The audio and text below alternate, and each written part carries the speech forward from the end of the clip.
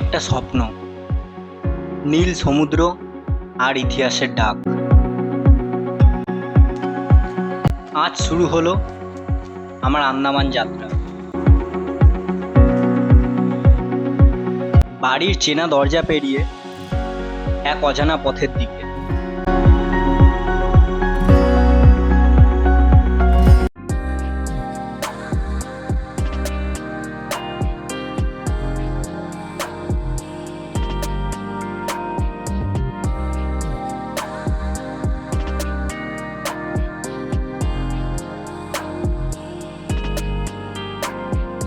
আকাশের বুক চিরে উড়ে চলা, আজ যেন মনের ভেতর এক অন্য রকমের উত্তেজনা। এবং সামনে আন্দামানের নীল আহ্বান।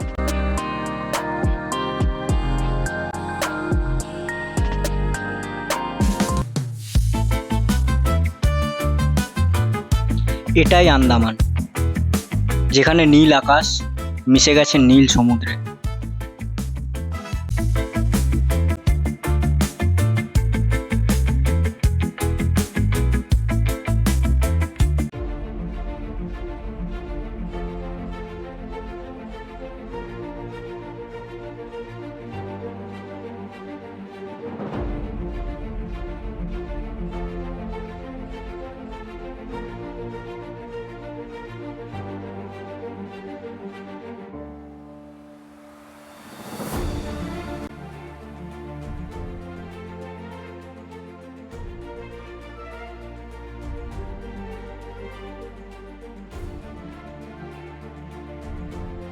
রুমে এসে ফুল হয়ে গেছি রেডি। এখন রেডি হয়ে বেরোচ্ছি ভাই আশেপাশের জায়গাগুলো ঘুরে দেখতে। আর কাছাকাছি কী জায়গা আছে সেটা তো সবার আগে চেক করেই নিতে হবে। তো চলো কাছাকাছি জায়গাগুলো ঘুরে নিই, আর দুপুরবেলায় যাবো সেরা জায়গাগুলোতে। লিফটের জন্য ওয়েট হচ্ছে গাইস।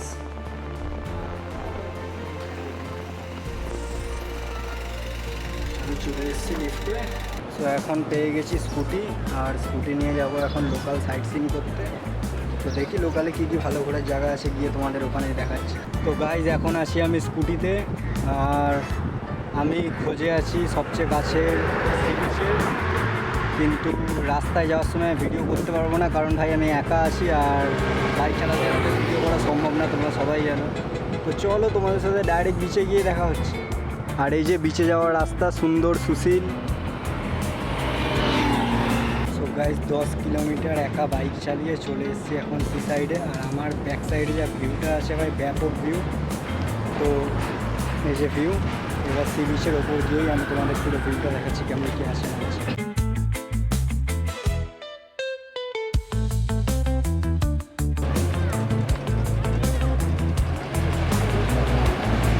তো চলো এখানে বেশি লেট করা যাবে না, কারণ আমি হোটেলে বলে এসেছি সামনে একটু বেরোচ্ছি, অনেকটা দূর চলে এসেছি, কারণ আমাদের দুপুরবেলা আবার একটা সাইট সিন আছে।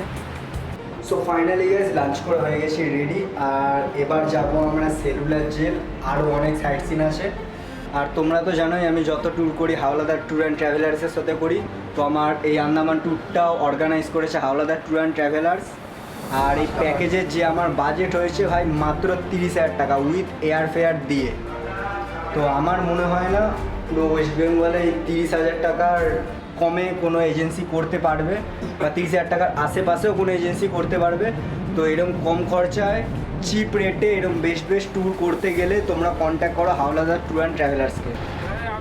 হাওলাদার ট্যুর অ্যান্ড ট্রাভেলসের পক্ষ থেকে আজ আমরা আন্দামানের ট্রিপের ফার্স্ট সাইটসিইং যাচ্ছি সেলুলার জেল।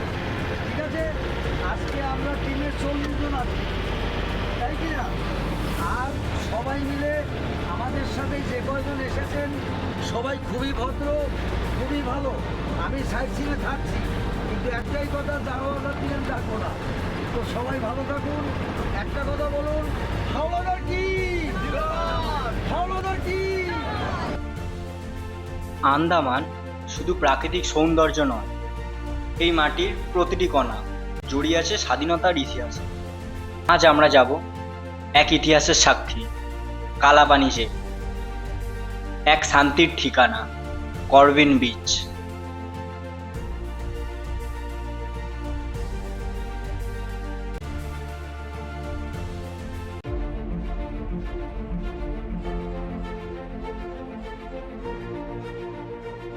ভারতের স্বাধীনতা সংগ্রামের এক ভয়ঙ্কর নাম হলো কালাপানি জেল, যেখানে পাঠানো হতো ব্রিটিশদের চোখে সবচেয়ে ভয়ঙ্কর বন্দীদের। এই জেলটি আন্দামান ও নিকোবর দ্বীপপুঞ্জে অবস্থিত। 1896 সালে নির্মাণ কার্য শুরু হয় এবং শেষ হয় 1906 সালে। এটি সেলুলার জেল নামে পরিচিত। জেলটিতে ছিল 7টি উইং এবং 693টি আলাদা আলাদা সেল। প্রতিটি কয়েদিকে রাখা হতো আলাদা আলাদা সেলে, যাতে কেউ কারোর সঙ্গে কথা বলতে না পারে। এই দেয়ালগুলো আজও সাক্ষী ত্যাগ, যন্ত্রণা এবং অদম্য সাহসে।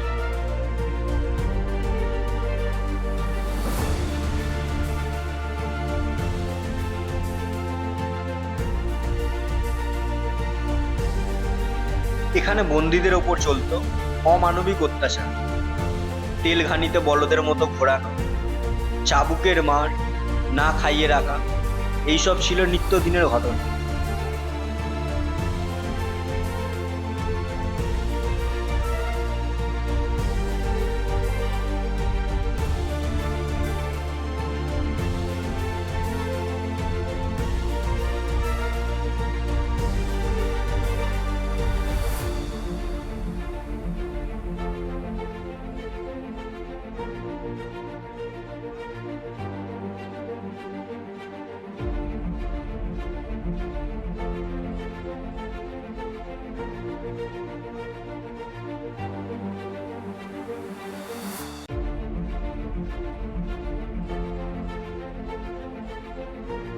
এই জেলে বন্দী ছিলেন বহু মহান মহান বিপ্লবী।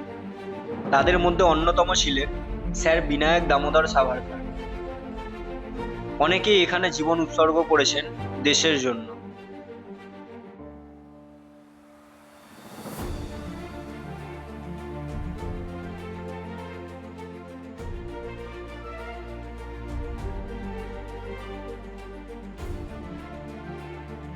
উনিশশো সালে ভারত স্বাধীনতা হওয়ার পর এই কালো অধ্যায়ের অবসান ঘটে এবং কালাপানি জেল হয়ে ওঠে স্বাধীনতার এক গুরুত্বপূর্ণ স্মৃতি।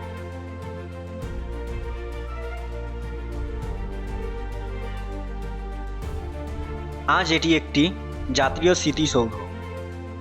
প্রতিদিন হাজারো মানুষ আসেন এখানে শহীদদের ত্যাগকে সম্মান জানাতে। অন্ধকার সেল, লোহার শিক আর নির্যাতনের মধ্যেও অটুট সাহস।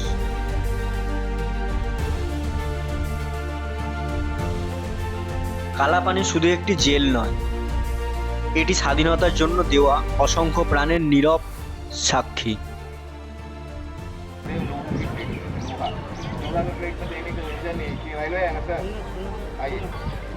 अब खाना देते संग ही आपको खाना खा लेना चाहिए। उस खाने को वो बचाने की कोशिश करेगा तो खाना धीरे धीरे कस्टर्ड होएगा, तो ज़्यादा समय बचाएगा तो पॉइजन होगा।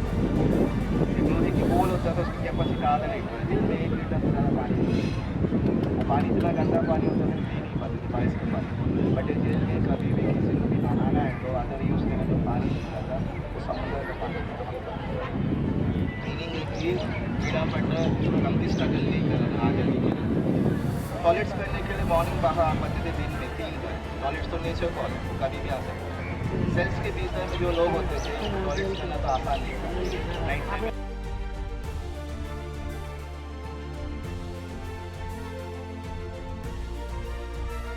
ইতিহাসের ভারী স্মৃতি পেরিয়ে এবার চলি শান্তির ঠিকানায়।